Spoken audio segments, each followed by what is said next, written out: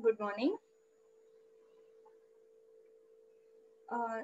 Last class we had considered about Emery PSK, and we discussed how in Emery PSK the basic signal representation is there, and how instead of bit energy we will replace it with signal energy ES. So rather than doing using the term EB for bit energy, in the amplitude we will be replacing it with ES, signal energy, or simply E we can call it as. And usually in all Emery modulation techniques, we will have more than one, two, or even more than two orthogonal basis functions, which are normally defined in this format. And please remember, these two functions phi1 and phi2 will be orthogonal to each other. And when we expanded this basic equation using our common trigonometric identity, we could expand it in the form cos A cos B minus sin A sin B. And finally, in terms of vector notation, the signal would be represented like this. So root ES cos 2 pi m minus 1 by m is the x coordinate. Root ES sin 2 pi m minus 1 by m is the y coordinate.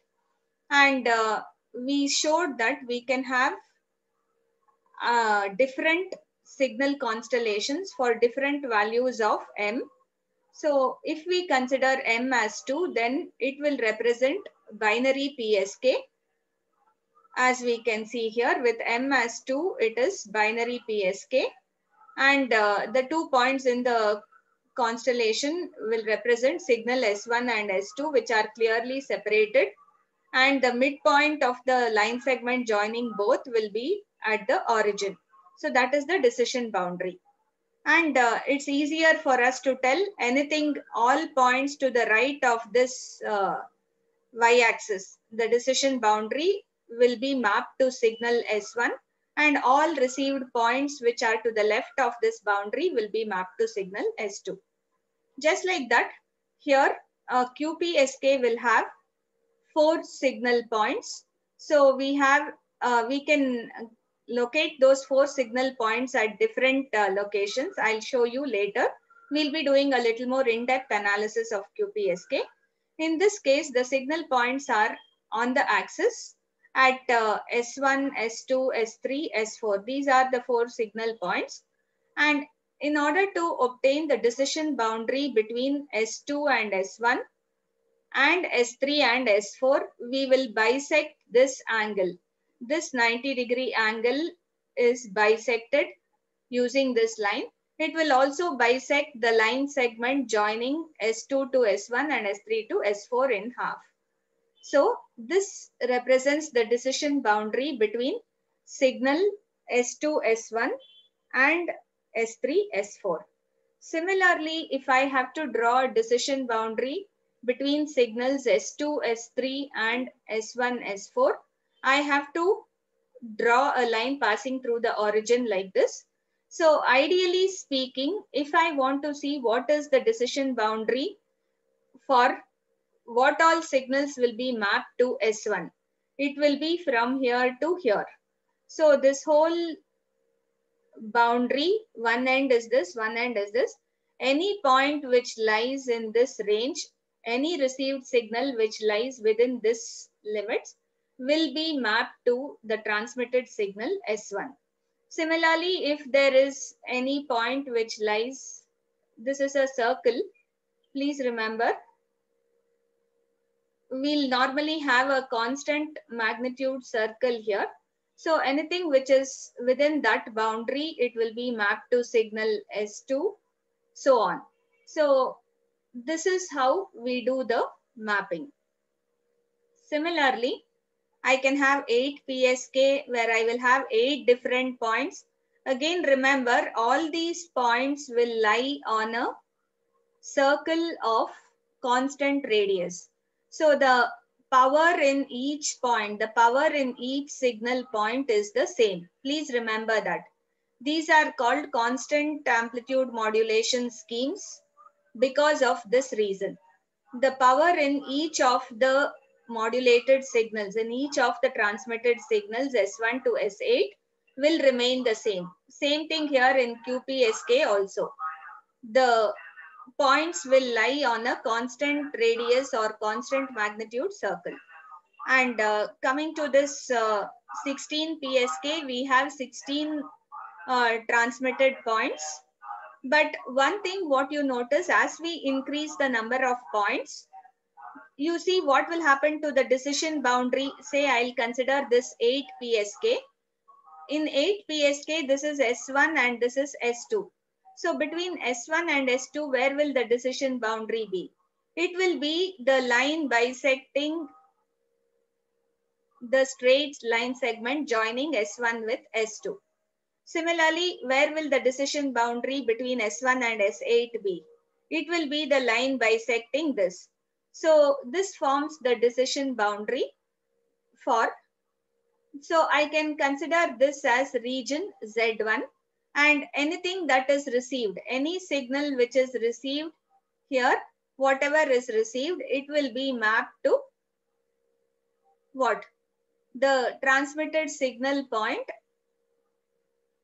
S1. So whatever lies within this boundary, you see how small this boundary is when compared to the decision boundary which we got for QPSK. So in QPSK, the decision boundary is at least from here to here for S1, whereas here it is much more smaller, right? That is because I have 8 different signal points in the same constant magnitude circle of the same radii.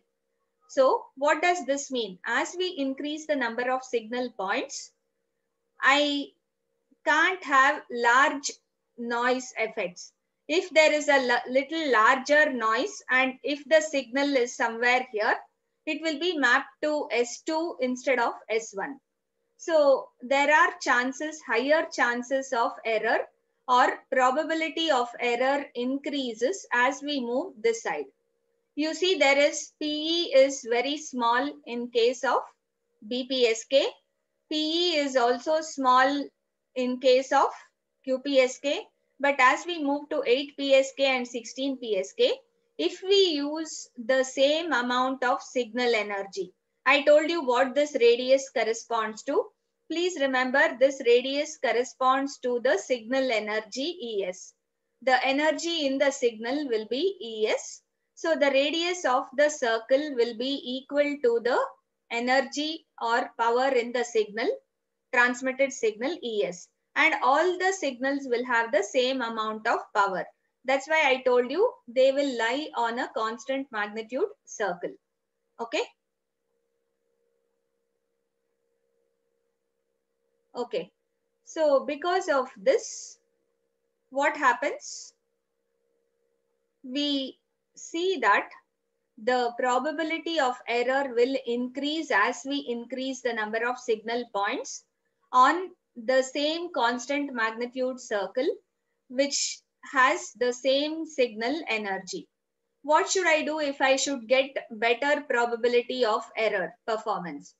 For better or improved PE, for better or improved probability of error, we have to increase the transmitted signal energy. Increase the energy transmitted in the signal, energy of the signal transmitted. So what will happen? It will make a bigger circle. Rather than having such a small circle, we'll have a bigger circle. And with bigger circle, if I put 16 points on a bigger circle, the separation, the distance between 2 points would increase. Here, the distance between these 2 points is so small. The same distance would be a bit larger if I have a bigger circle or a circle with higher signal energy. So the radius of the circle represents the energy in each of the transmitted signals. Please remember that. And all the signal points will lie on a constant magnitude circle in our Emery PSK signal constellations. That's how you can see it. And as I increase the number of signal points, it would be helpful for our digital transmissions. We can do better digital transmissions if we can increase the number of signal points. But the problem here would be that probability of error will also increase if the transmitted signal energy remains the same as in BPSK or QPSK.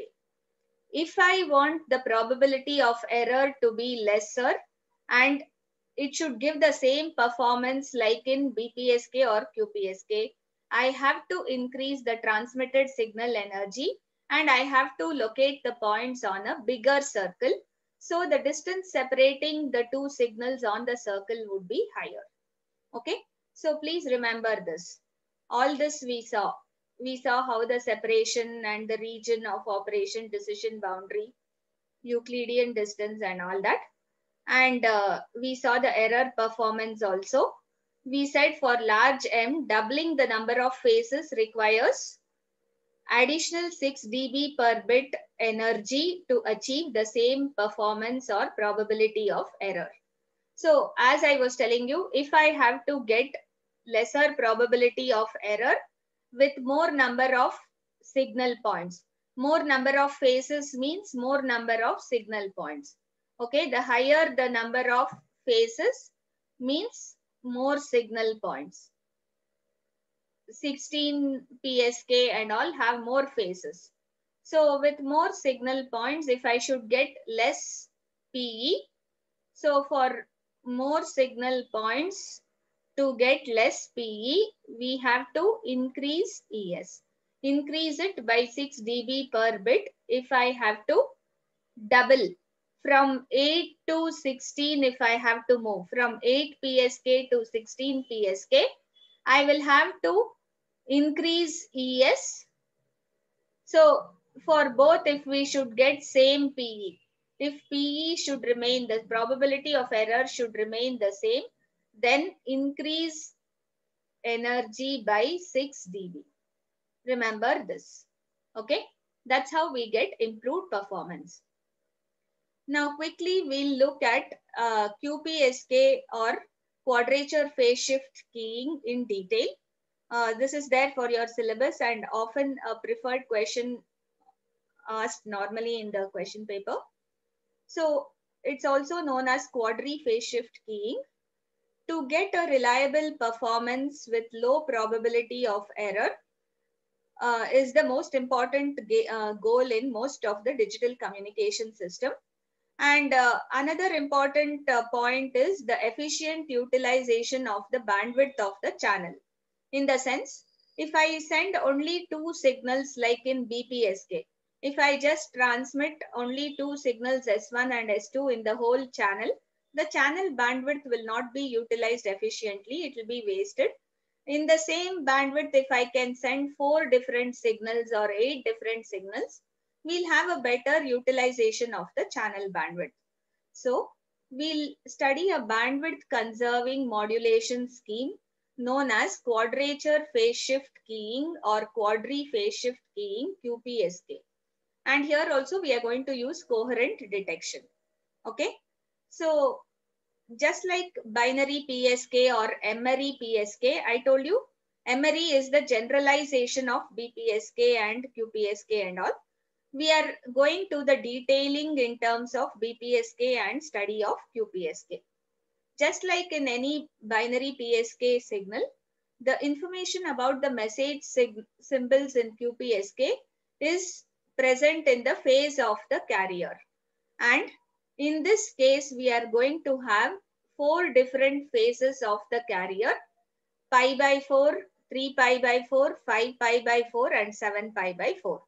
Actually, this is not the only way to divide the phases into 4. As I showed you in that other QPSK diagram, the phase shift can be 0, pi by 2. How much is this? 3 pi by 2. Sorry, pi, this is pi by 2 pi and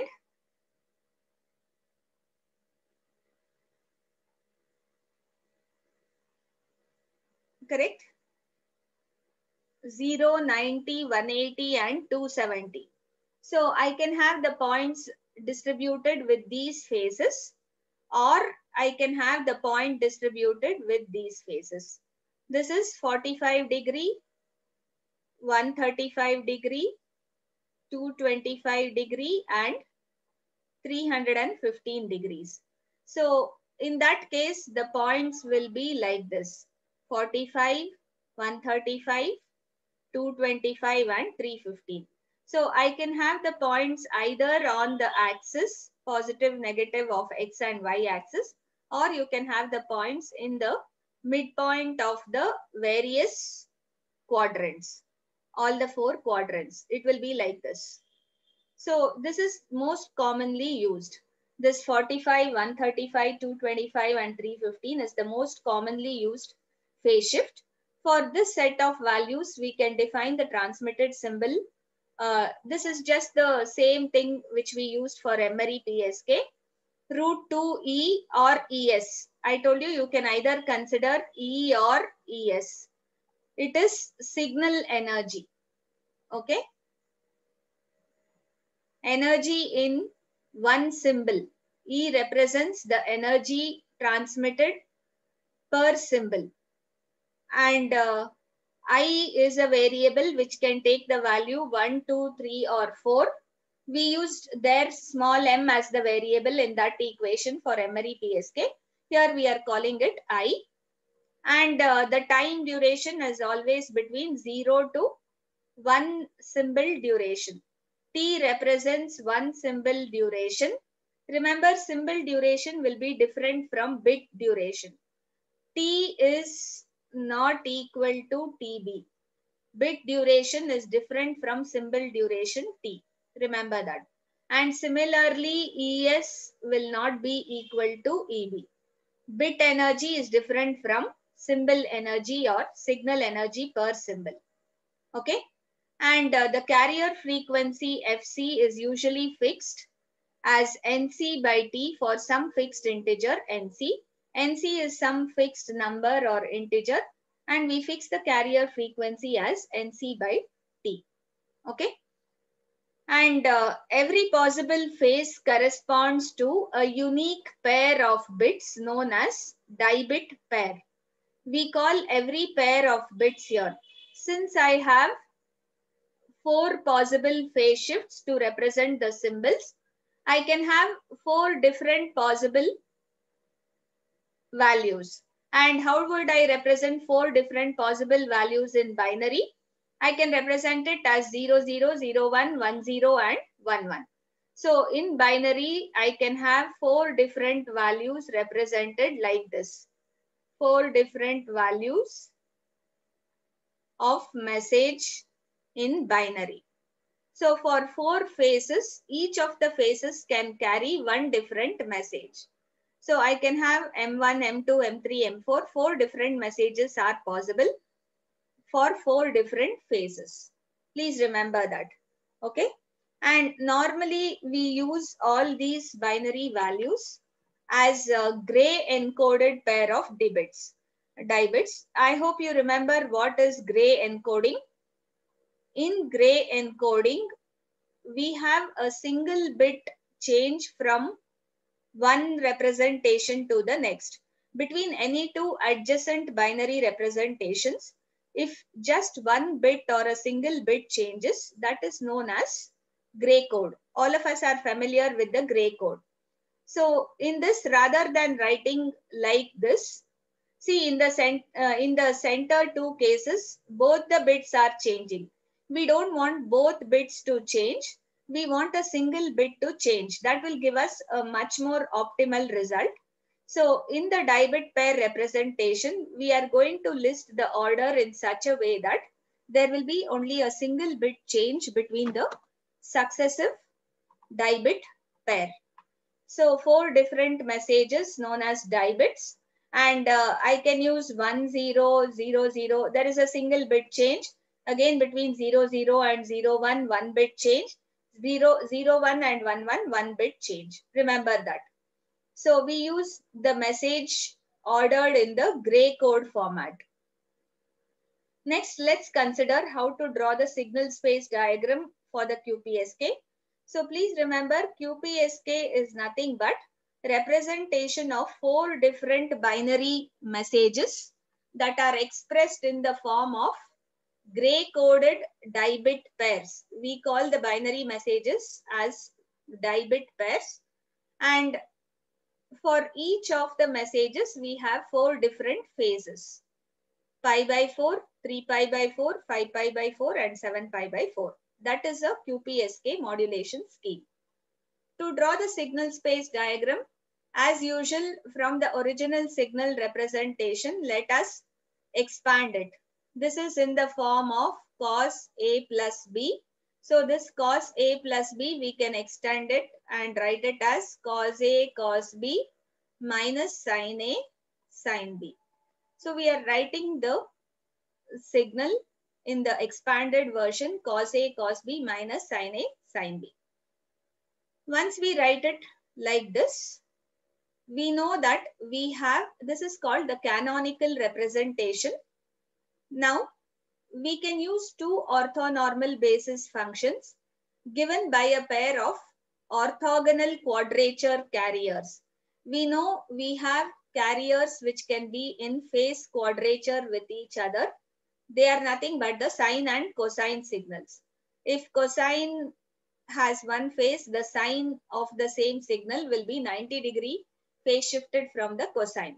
So we call sine and cos as quadriphase signals, or signals which are in phase quadrature with each other, and naturally they have 90-degree phase shift between each other, or they are also orthogonal to each other.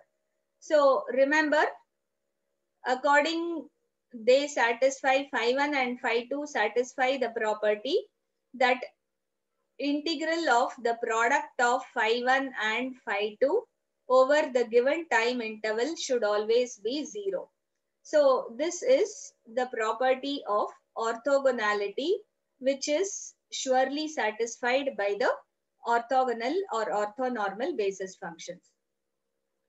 So in the signal space characterization, just before drawing the signal space diagram, let us make a table, and that table we have listed the input combination and what is the phase of the signal, QPSK signal in radians for the given input combination, and what would be the coordinates of the message points or the coefficients of the 4 different message points. We'll be using this standard equation, and in this equation when I consider different values of I, so the values of I can be something like this. I think you can use I values as what would this be? Can I list out? I think if I put I as 0, sorry, 1. If I put I as 1 in this equation, I may get the phase of the signal as 7 pi by 4. Let's see.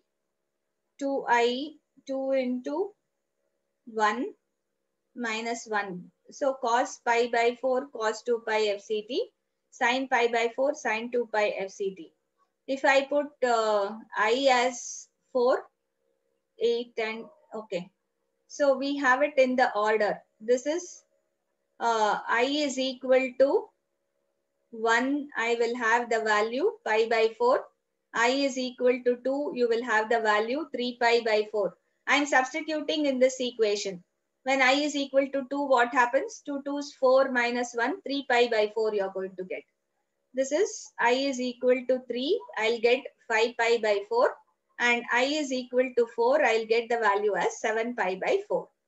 And what would be the corresponding gray encoded die-bit pair?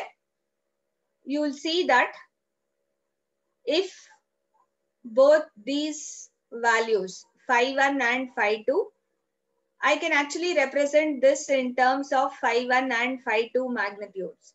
So if I split this into the magnitudes of the signal, SI1 and SI2, I'll just get them as what is the magnitude of phi1 and what is the magnitude of phi2 in the first case.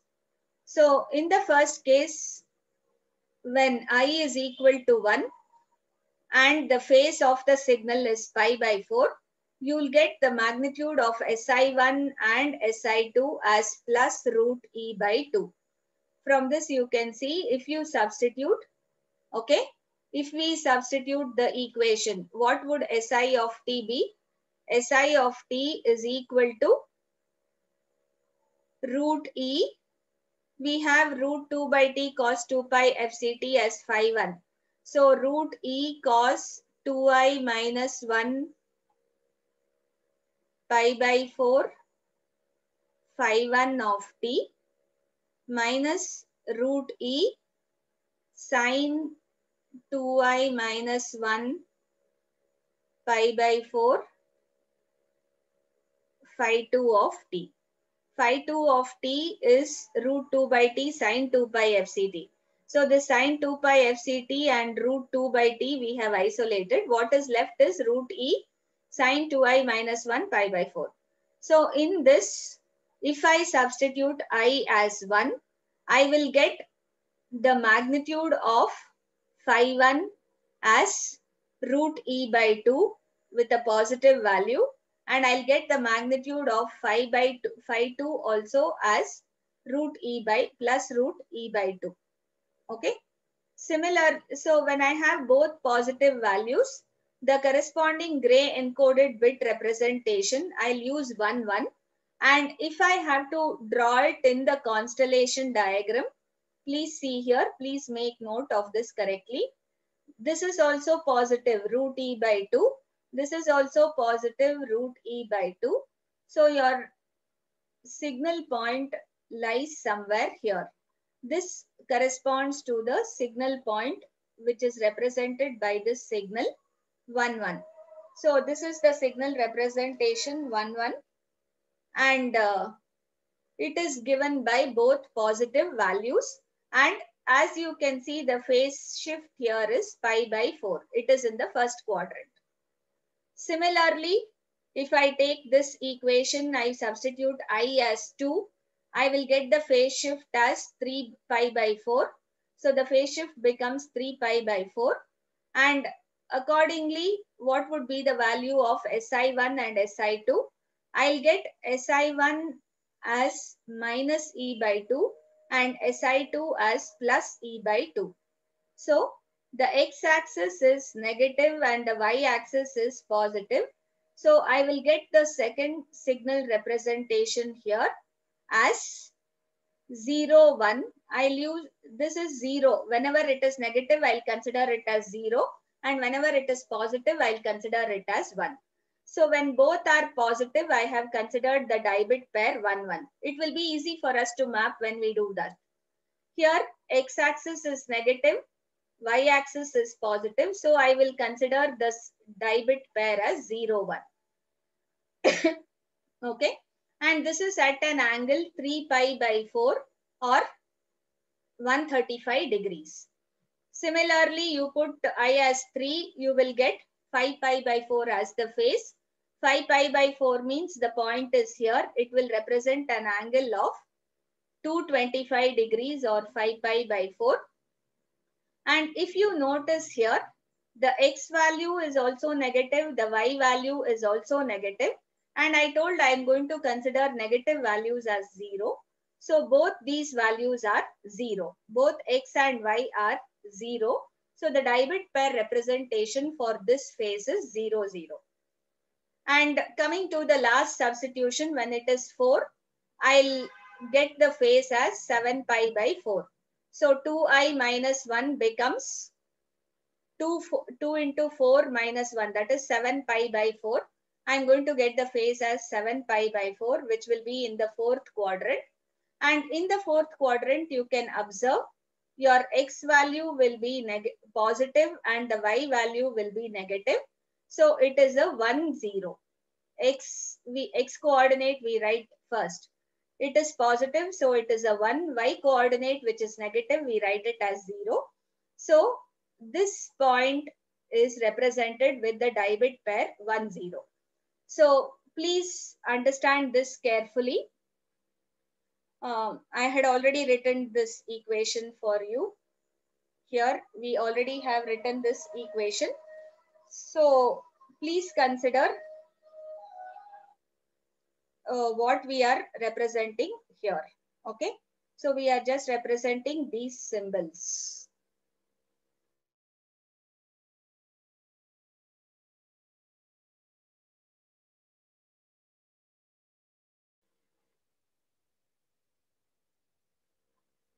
This is the same equation which we have written here, and we have simplified. This will show it in the form of a vector, a two-dimensional signal vector. That's why that phi1 and phi2 is not written here. Phi1 and phi2 represent the orthonormal functions. So QPSK signal is a two-dimensional signal constellation with 4 message points whose phase angles increase in a counterclockwise direction as shown. So it will increase in this direction as we can see. QPSK signal also has minimum energy. So as I already showed you, the point 11 lies here at 45-degree angle. Okay, this is point 11. As you can see, the distance is shown root e by 2, and the point 0, 1, I told you 0 represents a negative value. So whenever I have negative x-axis and positive y, it is 0, 1. And that we are calling as the dibit pair 0, 1. We are calling it as message point M3 represented by 0, 1. And when both are negative, this corresponds to point 0, 0. And 0, 0 dibit pair is known as message point M2. And finally, the point 1, 0 is called the message point M1. And the corresponding value would be, the x-axis would be positive and the y-axis would be negative, therefore 1, 0. This corresponds to the message point M1. Okay.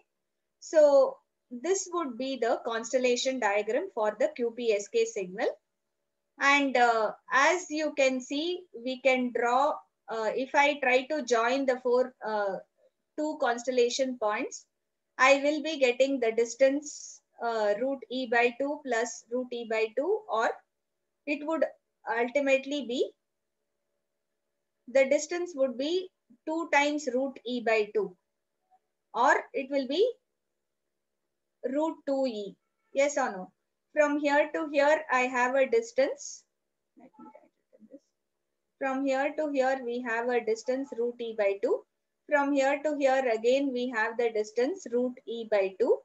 So the distance between two constellation points will be 2 times root e by 2, which would correspond to root 2e. Okay, remember. Now let's try to draw the waveform. They can ask this also in the exam, how to draw the waveform for a given binary sequence, how to draw the QPSK waveform. You have done this in the lab also. It is something similar. Before doing the waveform, I want you to understand how the transmitter looks. It will make us easy to understand the waveforms. So in this QPSK transmitter, the binary data sequence will be first sent to a polar non-return to zero level encoder. So we are going to use polar NRZ encoder.